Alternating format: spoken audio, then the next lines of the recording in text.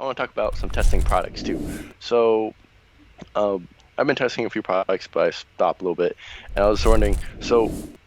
I've been watching the videos that you posted. They're pretty helpful, and it talked about like I'm on a budget, so I'm going to test with more budget KPIs.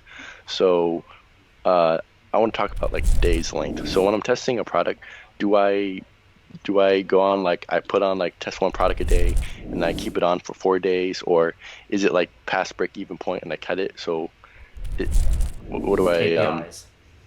KPIs? So if I'm tasting a product and like say my break even point is like $20, and if like it goes above it and I'm not getting like a lot of views and stuff, I cut it, right? So we're not going off of like keep it on for 4 days or whatever, right?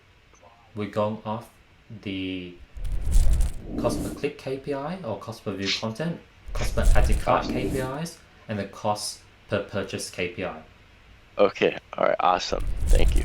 So what would happen is if your cost per clicks are super expensive on day one, you could technically kill the whole campaign within the first 12 hours if all 6 ad sets have very expensive clicks. Now, if they have cheap clicks, but they have pretty expensive add to cart, then you could probably kill the whole campaign in like 2 days. Now, if you Okay. have cheap clicks and cheap add to carts, but you're not getting purchases, then you'll probably have to run it till break even point, which is 3 to 4 days. So Okay. So each that's the product can one. either run from 12 hours to 4 days before you kill it.